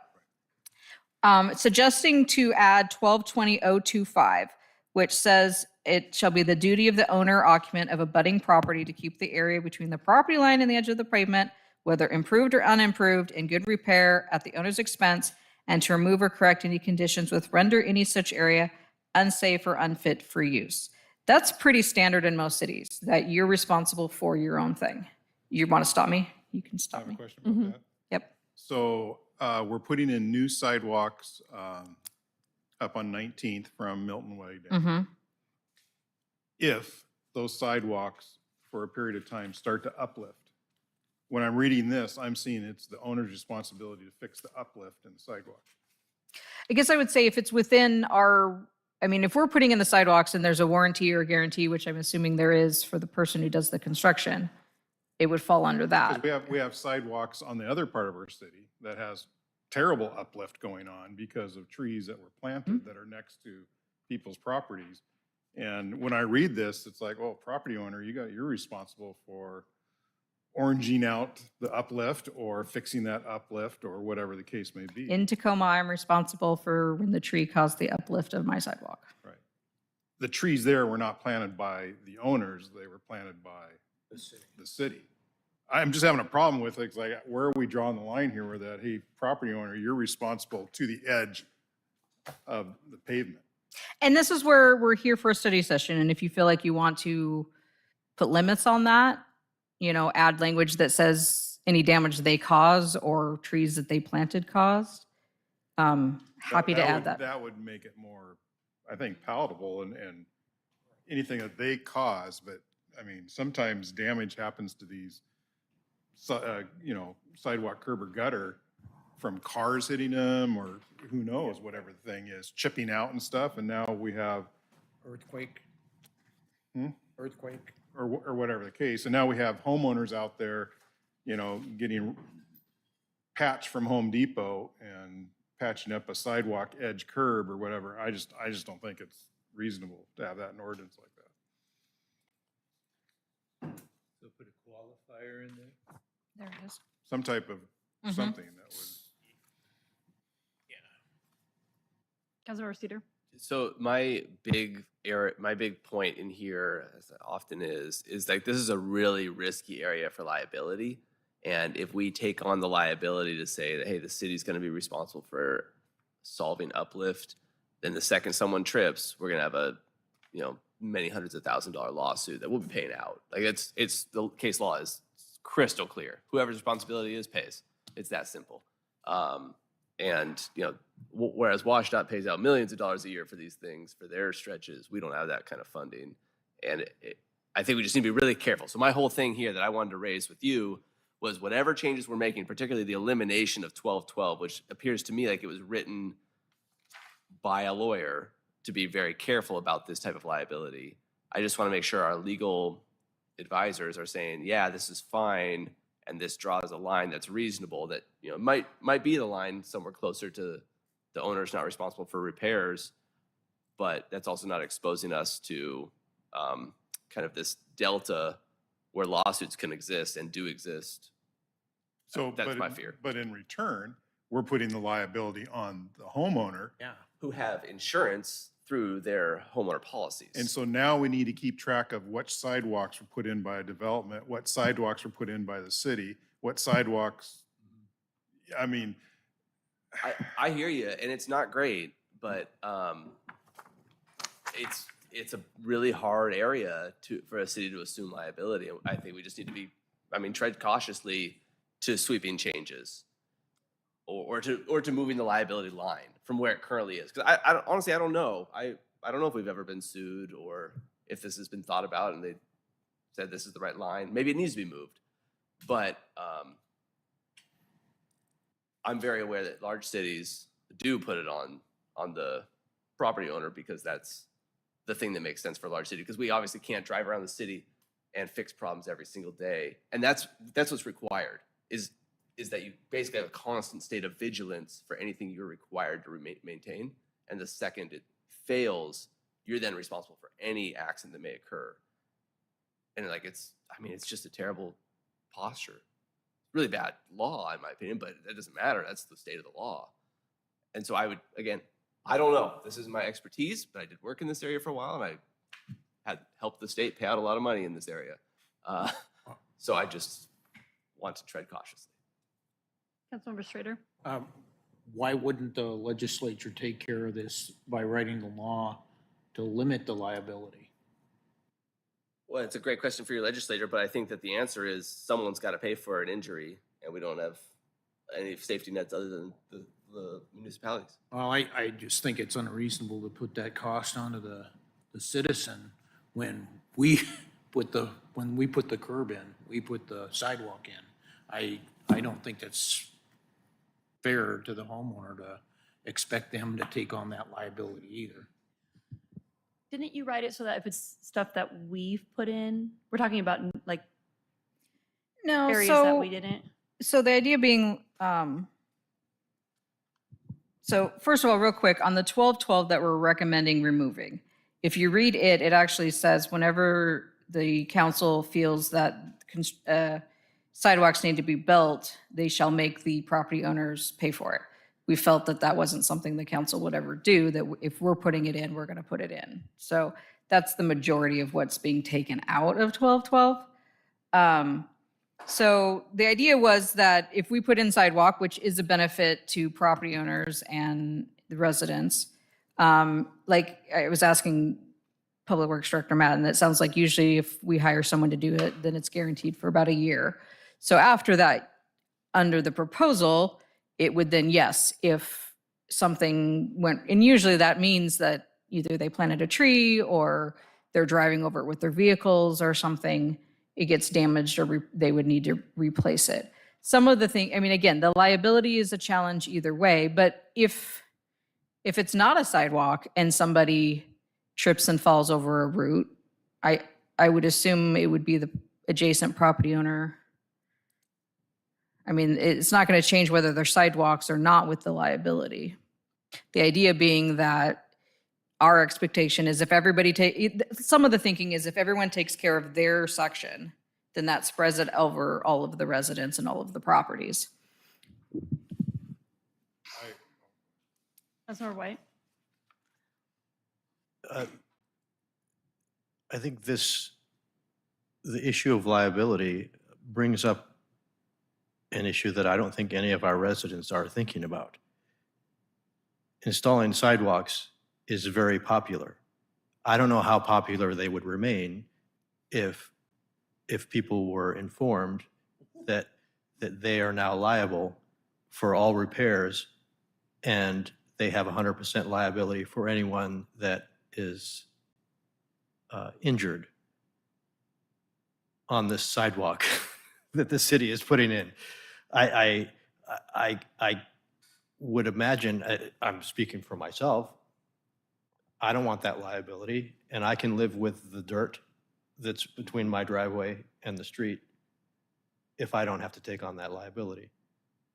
So I think if we're going to do this, it should be then up to the property owner whether they want that sidewalk installed in front of their house, knowing that they are agreeing to that liability, or whether they want to say, well, I'm not interested anymore. This is a big deal. I guess I would say there's two different things you're talking about there. You're talking about there would be liability for somebody walking if there's no sidewalk and maybe there's cars parked there and they get hit, they could sue because they were hit because you parked your car where people they wouldn't see, and if there were sidewalks, they would have been seen. So there's the personal liability of someone getting hurt versus the who has to repair. I think it's easy for us, if the idea is that we only want to say you have to repair the sidewalk if you cause the damage, I think that's an easy thing to do. I think the personal liability is there either way if someone gets hurt on that portion, whether there's having a sidewalk makes, in most cases, it a safer place to walk than not having a sidewalk. I agree with your last statement. I don't agree with your previous ones, because if somebody's walking in front of my house, there's reasons we have property lines. For houses. There's reasons that we have these type of things set out. So I'm not responsible, somebody walking down the street, tripping in the middle of the street, oh, it's in front of my house, I'm responsible for that. Yeah. You know, there's property lines there. For now saying homeowner, although you have a property line to maintain, you're also now responsible for another 4 feet or another 3 feet, I think is that doesn't make sense. But what I heard you say though is like if you plant a tree and it goes, the root goes If I over, do something right? that causes that makes complete sense, you know, if Yeah. it causes something there. Yeah, and I But- think that's easy to add if there's sidewalk there and you do something to cause the sidewalk, we can definitely add that as the condition, But the not way it's just stated outright. right here, it says, you Right, know, it does, it's written, it's like- maintaining that structure. but if you know. it definitely feels like there's strong consensus to add wording in that, then we can do that. Yeah, I would agree that if there's a sidewalk in front of my home and I or a member of my family personally did something to damage that sidewalk that then caused somebody to trip and fall, that makes sense that the homeowner would have liability. But if the homeowner didn't do anything, or if just over time it cracks and degrades as concrete does, is that going to be the responsibility? And then we'd have to force every property owner to follow the standards, so they couldn't just fix it themselves. Yeah. and try and, The you know, cheap way out is fixing it or something. right. So I think we're going to open this can of worms. I think we have to be thorough in what it is that we're doing. Because you're also dealing with not just that original homeowner, the homeowner 15 years from now, who maybe that original owner did want that sidewalk. And if the third, fourth party comes in, buys that house, I didn't even put in that sidewalk. I don't care if it's, I mean, you're dealing with that as well. Well, Councilmember Hall? yeah, even in front of where you live, the sidewalk over time is lifted up. It just has. Yeah. And you notice it when you're walking, but it's pretty severe in places. Same thing on 12th Court, and that's been since repaired. But, and also a contractor is going to put those sidewalks in. Is a homeowner then liable for that? 10 years down the road? Well, not right now. That just doesn't, Yeah, that's it. Councilmember Cedar? Thanks, Mayor. Yeah, I mean, I think this is a complex issue and a can of worms that perhaps we just need to get the lawyer's perspective on, like, what are our options and what are reasonable and where are we gonna, because I don't know where the line is. I don't think anyone here could just shoot from the hip and decide. I will say, as a point of probably consensus, that's easier. I think C is a great thing that we've talked about before, which is just keeping your vegetation, your snow, stuff like that. Like, that's easy. So those ones I think are easy. I think the harder question is these broader, what's required for keeping in good repair? Like, what does good repair mean? So I'm not ready to take action on that, in any event, without some further input. I think it sounds like I'd be overruled whatever I voted anyway, but it's all good. And it may be that if that is the consensus of the council to not address the sidewalk issue, and it's just to address, again, keeping it clear of snow, ice, obstructions, general maintenance, we can pull those sections out. Where is the default liability? Well, yeah, and then the clerk had a good comment to me we should probably reach out to WCAA as well and get their feedback on our insurance company. Could we put something in there that, like, if we go the route of, it's not their responsibility to repair, obviously, but can we put something that, like, they could notify us? Because, like, what if a street has a big, like, lift, like 12th did, but the neighborhood notified the city of it, but no one ever notifies us, and as a city, we're like, well, we didn't know that was like that for 5 years. Is that something we maybe could look at, just encouraging notification? Again, I don't want to cross into lawyer insurance because I'm not. My experience from the previous, even though I'm going to say something, I slept at a Holiday Inn, right?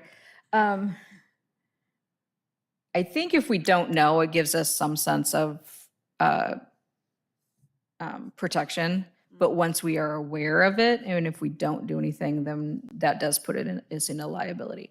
And that might even be the case, even if we have this in there, because they could argue it's the city's sidewalk. Yeah. So it might be there either way. But like even like on 12th Street, like the city went out and put a bright stripe across it so that people were clear that it was lifted.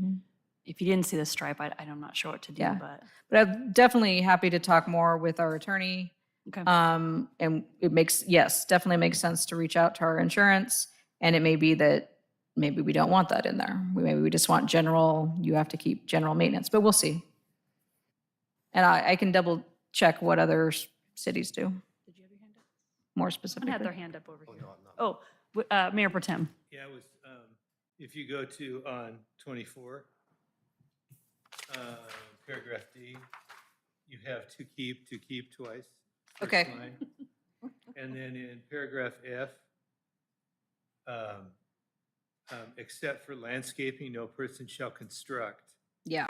or place any structure within the area between the property line and the edge of the pavement. Mm-hmm.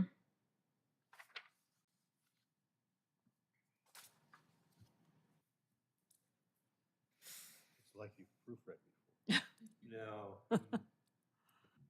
So I think we have a consensus of the route, correct, Planning Manager Solnicker? And then we'll get Yes. some questions answered. Yes, we will definitely, and we'll push back at least this one until these were going to come separately anyway, because these are three separate, that's why they're three separate chapters that are not necessarily related. And then the encroachment, basically, all we did was take out everything that made it complicated and made it real straightforward, that if we see it's an issue, we can address it and we don't have to come to council to get permission. Okay, so those will come back next week. So our last item this evening is on page 55 of the packet. It is a discussion regarding the interlocal agreement with the city of Puyallup for our courts. I will turn the floor over to Chief Hernandez.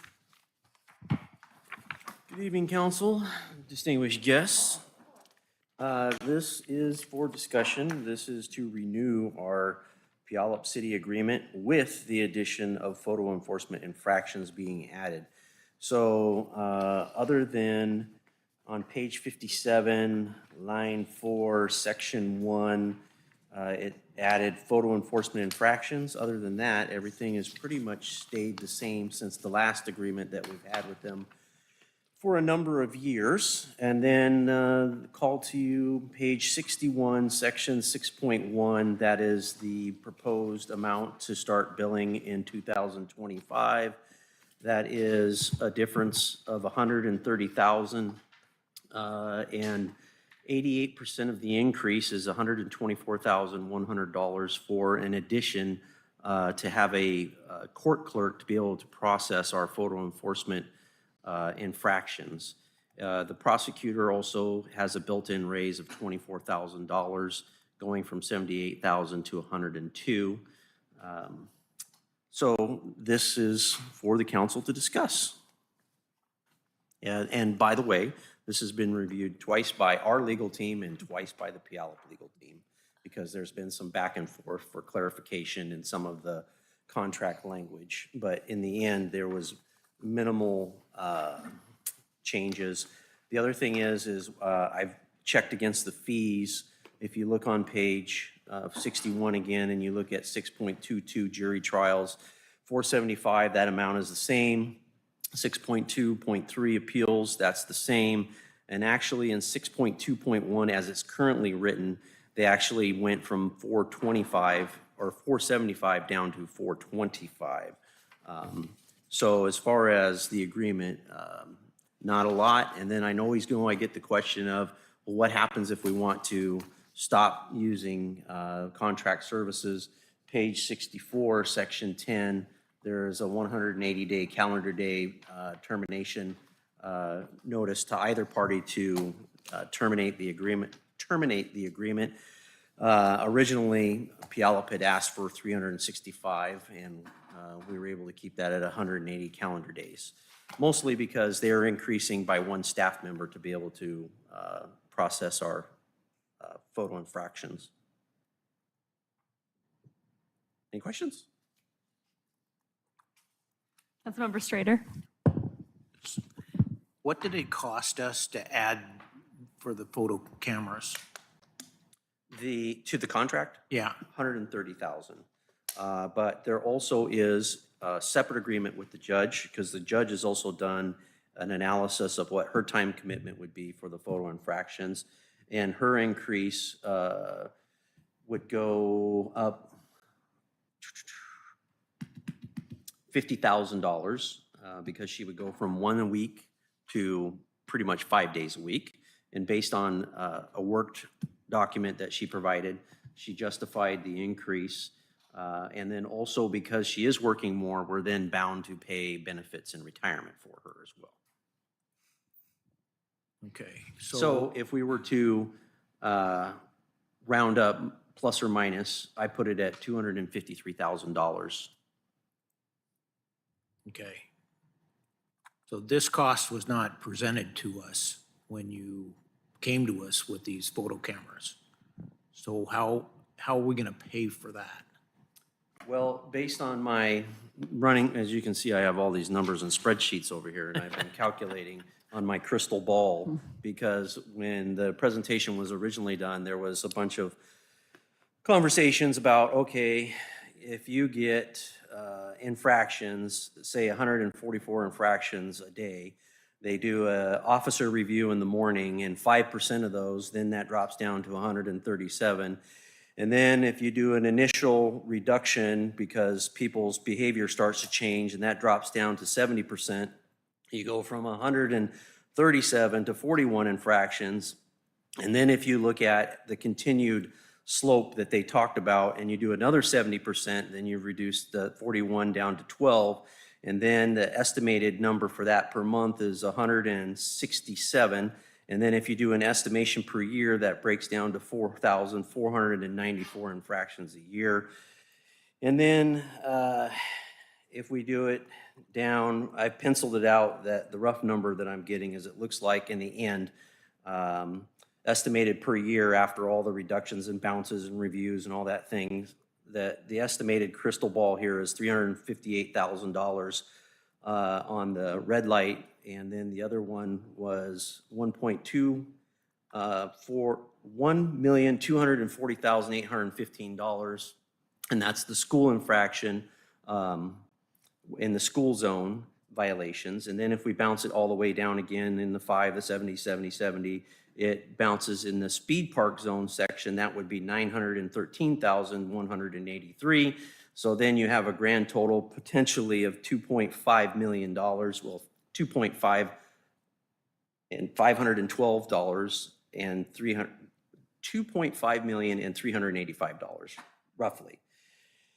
Then after we get all of our costs cut out of that and we've recovered our costs for like what we're paying for the judge, the prosecutor, the Puyallup contract, then after all of our fees and our rents have been paid to the vendor, then we have to give 25% back to the state into a special fund. And then the net is?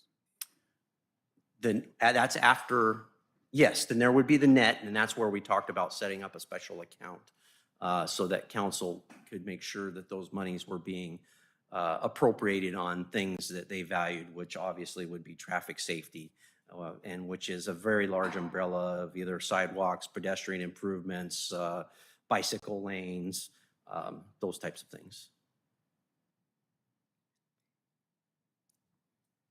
Questions? Thank you. So again, you gave all the figures? Yes. And the net is? I can't tell you what the net is. I can tell you that I would also have to look at what the Nova Global is going to charge us for the equipment because we got to pay that rental lease back. So there would be another backing out. And so again, this is all very. I thought that was part of the contract. Yeah, that's all. I think that was all in the presentation that we had. There was an estimated net. So we can look that up and re-forward So it. it's not costing more to the budget? No, this would, again, based on what I'm looking at, is that the city potentially is going to make 2.5 million, but we have to extrapolate our operating costs out of it and then figure out what that number really is. Because you have all those expenses, the judge, the court. Correct. Correct. But there also is a bounce that's going on because when I've worked with Michelle and pulled the old numbers, because of COVID, like for this year, for example, because they do 3-year audits in their billing cycles and then they recalculate our obligation and costs. So in 2019, we were 187. In 2020, we were 187,674. In 2020, 187,674. And they're like, hey, we haven't increased your contract for X, so we want to do an audit to find out what Milton's true costs are of the operating costs of the total court costs. So if they go, okay, 90% of all the activity going on is Puyallup, they pay 90%, we pay 10%. So then, in 2001, after we renegotiated their calculations, it jumped up to 204,674. And then it jumped up to $279,461. And then in 2003, it was $110,000. And then in 2024, it dropped back down to 165. And then when I try to understand why we're having these fluctuations, it has to do with the Milton filings, and they run their sheets. And so we have these sheets to be able to verify or truth what they're telling us our share is. So what we're seeing and what I'm being told by the judge too is there also is going to be an increase coming because courts are getting busier, our jail costs are getting more expensive, so. It is Supply chain. it is multifaceted. It's not just like, I can tell you, this is what we're gonna make, because then you got the state waiting after we've recovered all of our costs going, we want our 25%. I was talking to Michelle fuzzily and saying, you know, if you figure 25% on $1 million, 250,000, and if we get $2 million and we've recovered all of our costs with that 500,000, then the state's gonna get another 500,000 in that after we've done all of our burdening. Make sense? I thought there was legislation passed this last session. I just read to And it her. was for 4 years. I thought there was a No, time frame. 25%. There's a time frame that we don't pay. Start until after 4 years. Yeah. Program's been in place for 4 years. Yeah, so the first 4 years, we don't have to pay anything to the state. Yeah. But I would rather underpromise and overdeliver so that we don't have this high expectation that this is going to be this huge revenue fall. It's very tentative, and we really don't know what it's going to be. That's why we're going to, with the agreement, we have to compensate Puyallup, because they're like, hey, we're going to add this extra person, so this is what it costs, and this is what your share is going to be, and that's why we're increasing your net cost of your contract. But on our end, we're going to start trying to do it without increasing staff in the police department. But you can count that if it remains in the police department, I will be coming back for more staff to help. Because as this thing starts to turn on, it's going to increase our workload. And this is not a complicated, or not a complicated thing, I should say. This is not an easy thing. This is like a whole nother program. It's like a whole nother department, and it's going to, it's laborious. It's laborious for me. It's laborious for the finance director, the public works director, and it's not just, I mean, look at how long are we? We're going to be 1.5 years since we originally, and then before that, it started clear back with Nick, and before Nick, it was Mark Howitt. So, I mean, you're talking 5 years that we've been chewing these discussions around. But to clarify, the new legislation said that it does not have to be a commissioned officer, correct? Correct. So we just, So I'd love to give it to Public Works. no, we can maybe get another police Oh, clerk. well, I'm just saying the legislation says you can do that, but Can we have volunteers do it? Okay. So it's supposed to cover its own costs. But before I come back, please let me know if there are other information you want me to provide, because I've been studying this all day so that I could have the answers at my fingertips, so. You've been studying it for more than a day. Give yourself more credit. No, I mean, really trying to come up with the numbers. Of like really trying to get as close as I can to understanding, and then being able to alleviate any concerns that council might have that this is an upside down cake. If you can get a net, that would be, just to give us, you know, a ballpark, even if you have a range. My hope is it'll be $2 million. Okay. That's what my hope is. Okay. But don't quote me. Yeah, it's funny, there are always costs with, associated costs with ones that you never even think This about. gal next to me is smarter with numbers than I am, so she either gives me a thumbs up or a thumbs down. I'm pretty sure the presentation we got had a net number in there.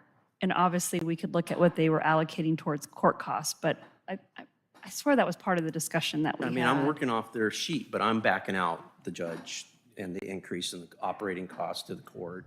And then I'm thinking about officers and things like that and what that's gonna mean. And then thinking about all the bulleted points that we want to try to do as far as the bicycle lanes, the sidewalks, the safe streets to parks and schools and all that kind of stuff. And then also trying to factor in their, 5%, 70%, and then 70% as this behavior changes. So, but my feeling is this, we are going to, as a city, I don't think there's gonna be a big behavior change, because I bet because remember, these cameras can capture the statistical information and tell us how many people are Milton residents and not Milton residents. And I think we're gonna find what we already know, which is all of, most of the traffic, I would say, I'm gonna say, not 80% of the traffic is not Milton traffic. It's I-5 and 167 and 18. When something happens, they use this as the overpass.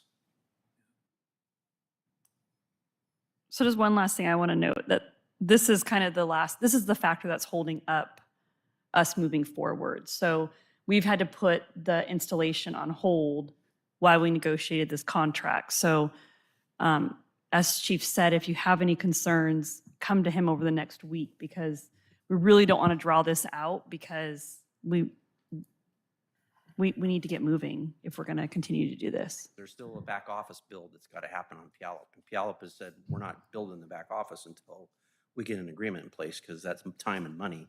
They were gracious enough to say, we're not going to start billing until 2/25. So they're going to be building and not increasing our costs until January.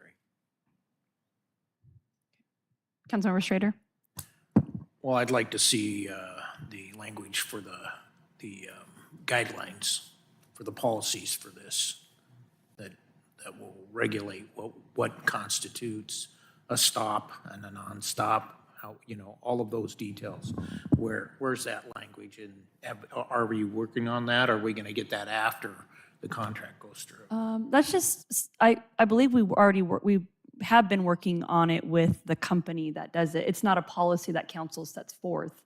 It's an internal process with the PD where they say, we're gonna say that if you go over the line, it's this, or if you stop, that's an internal. Yeah, but I believe it's policy, how this thing is implemented is council's responsibility on what the language is, on what we consider, what is a stop, what constitutes the stop. Yeah. Or is it, because I'll tell you this, a stop line ticket is one of the chippiest tickets that anybody ever wrote. I can tell you, I never wrote one for that, and it's just a really chippy thing. But that's the moneymaker for this, for the red light cameras. Yeah. Is that's where they make most of their money, is my understanding. So I just have I want to make sure that we're not just, they paused most of the way, but they didn't come to a complete. So the black and white stuff is kind of thing. And I think Chief may have something to add to that. Yeah, actually, when you run the calculations, the red light was $358,387 was the projected number per year that would be raised by that. The school zone is actually $1.2 million, $1,240,000. And then the park zone is $913. So the red light is actually, out of the three, the least. But I still hear what you're saying. School zone's not going to be out of this. Those No, are the going to be our school zone citizens. Our citizens are getting is- out. Well, The cut through is, Yeah. Heidi, who came out and did the study, literally when she was coming out, there's people going around the people waiting, going to school, flying by.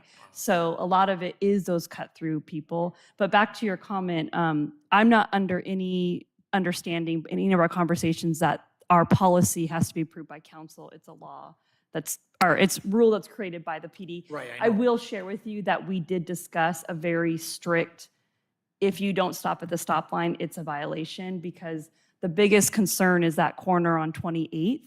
And stopping over the stop line does not address the concerns that those businesses and pedestrians have. So our conversation has been, if you don't stop at the stop line, you get a ticket. Okay. I think council should have some input on that. Okay. I'd Well, like we'll- to see some discussion on that. So, We will talk to the attorneys about that. Okay. Yeah. Councilmember Cedar? I'll just reiterate, this is a good time for me to bring up my compromise, which is to ban right turn on red on that intersection. So I'd be happy to bring that to council anytime, Oh, what was that? to prohibit right turn on red on that, at that intersection. Oh, yes. Councilmember White, did I see your hand? I just wanted to, I realize that there is no council decision with this because it wasn't in the ordinance we passed. But I would like to know what the policy ends up being, just so that we know what it is. Yeah. On all of those. Definitely. And that's a conversation we also have with the judge, because she needs to know what our limitations are, not limitation, what's the word I'm looking for? and that is another Grace. element of it, that we are not the final rule on it. We're recording the violation. It's going to the judicial magistrate, who then is the one who actually makes the determination whether or not there was a rule of law violation and assesses the fine. So, and that's where the constitutionality of the final bullet comes, or the final check, as the judge says, yes, that is, you violated the law, or no, you didn't. Guilty or not guilty. Right. The judge is not involved until after the ticket is already issued, correct? But you then have a couple of ways you can contest it or mitigate it. And so you can contest it, and then you get to go to the judge and say, this is why I don't think it's a violation. And she decides whether or not you have a constitutional argument, or she's sympathetic to, I was having a bad day, I had a medical emergency, whatever. But there are checks and balances. Police report goes forward, the judge decides whether or not it's valid. But we also don't want to say on the record what our leeways are either, so maybe that can be an off-the-record conversation, right? Because if we have a 5-mile-per-hour grace, we don't really want to let people know what our grace is necessarily. And if you want to be more educated about it, you certainly can give me and Dustin a call, and we can go out there and tour the site and go, this is where we're going to have it, and this is why we're going to have it here. And the assessment that we're doing is based on whether or not they're entering into the crosswalk, because that's where the pedestrian has to go out into traffic to get around them. Yeah. And if we did do no right turn on red, that number's going to go down. And so we could do that. We are making changes at the school, and that may affect it, because now we're putting in a turn lane. So maybe the level of frustration and the backup will stop, because the queuing is not going to be as great, because there's going to be a green arrow. Now at the school, you've probably seen it with a bag on it, but it's getting programmed. Not to steal your thunder. Timing was approved today. So. Any other last questions or comments? Okay, so this will come back next week? Yes. Okay. If you have questions, you want a tour, call me. Okay, perfect. So seeing that all of our items have been concluded, I will call for a motion to adjourn. Make a motion to adjourn? Okay, it's been moved and seconded. Is there any objection? Perfect. We will adjourn our meeting at 9:02 p.m.